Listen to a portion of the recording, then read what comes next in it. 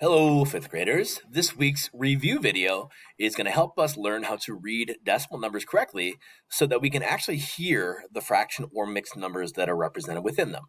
So the biggest mistake we make is when we read these numbers, we would say 6.43, 7.3, 92.327, 6.008. We do that all the time. And the biggest problem with reading numbers like that is that we don't actually hear the fractions that are represented within these numbers. And so what we're going to learn to do, and we're going to practice today, is we're going to practice reading these numbers correctly so that we hear that all four of these numbers are actually mixed numbers with fractions involved. So the first thing we have to understand is that the decimal point is not just point, that the decimal point actually has a specific meaning. So this decimal point is always going to mean the word and. That decimal point is going to separate our wholes and our fractions. So every time we see a decimal point, we're not going to say point, we're going to say and. So what we now know is that everything over on this side of the decimal point is a whole number.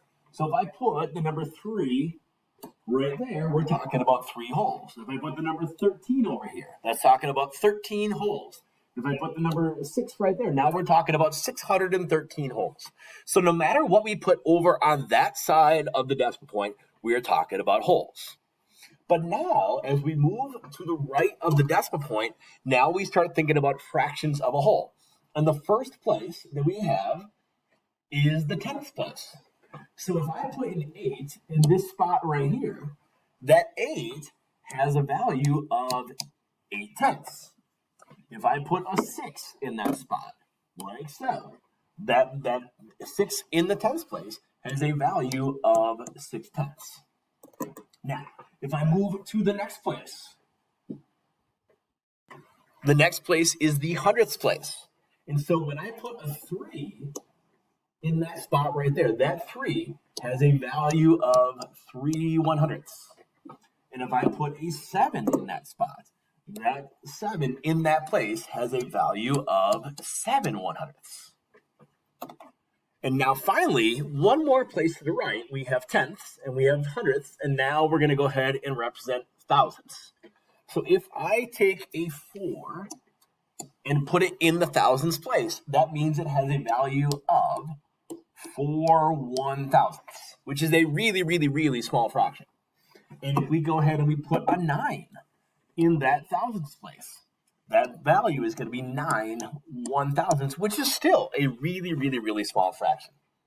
So the key thing to remember, guys, moving forward, and you kind of have to memorize this in order to read decimal numbers correctly, is that when we go to the right side of our decimal point, first it's the tenths place, then hundredths place, and then thousandths place. So now that we've kind of gone through that quick review, we're going to use it to learn how to read these numbers correctly. So right now, the biggest mistake that we would make is that some people would say 8.7. But now we're going to go ahead and we're going to rewrite this number as a mixed number. So this 8 right here, over on this side, is the same thing as 8 wholes. But now I see that there is a 7 in the tenths place, which means that we're going to write this as 8 and 7 tenths. So now we can see that this number is actually a mixed number, that 8 and 7 tenths is 3 tenths away from becoming the number 9. Let's take a look at our next one. This one right here. So on this one, we see to the left of the decimal point over here, we see that we have 16 wholes. So I'm going to go ahead and write that number. Our whole number is 16. But then to the right of it, I see the number 72. And I see that the 72 goes over to the hundredths place. So we're going to read that as 16 and 72/100ths. So we always got to think about how far over it goes in order to identify the correct denominator. Let's go ahead and take a look at our next one. This one. It looks like a huge number because there's so many digits, but remember that everything to the right of the decimal point is just a fraction. So this 15 over here is going to be 15 wholes.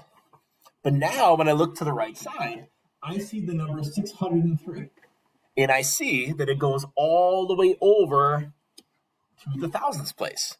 So I'm going to read this as 15 and 603 1,000ths, which isn't actually that big of a fraction. 603 thousandths. Thousandths are really, really tiny parts.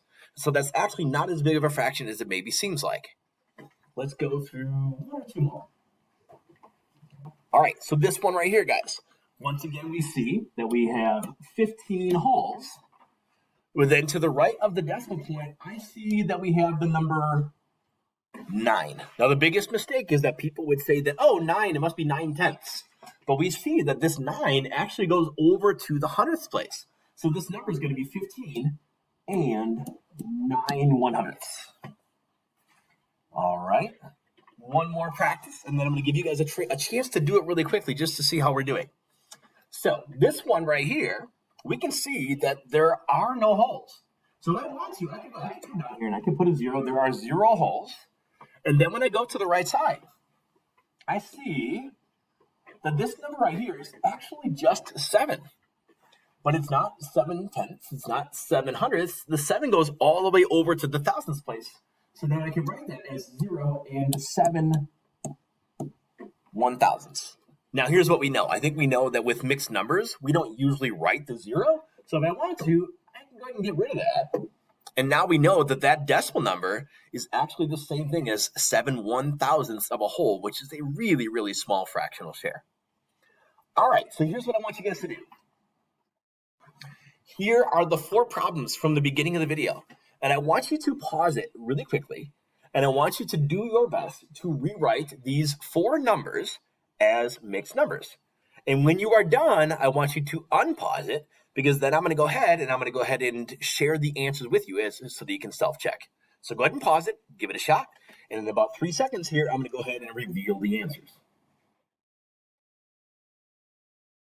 All right, here we go, guys. So we see that we have 6 wholes, and then I see that the 43 goes to the hundredths place. So this one will be 6 and 43 1/100ths. The next one, I have 7 wholes, and I see that this 3 is in the tenths place. So it's going to be 7 and 3/10.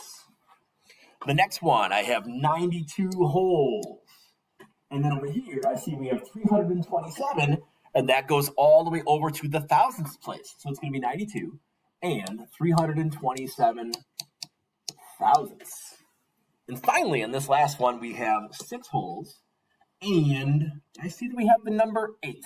And 8 goes all the way over to the thousandths place, so it would be 6 and 8 1,000ths.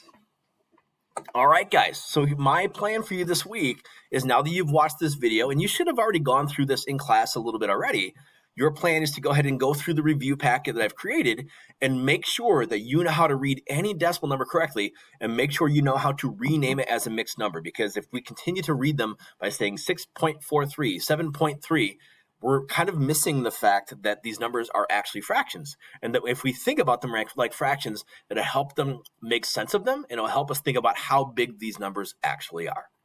All right, good luck this week, guys.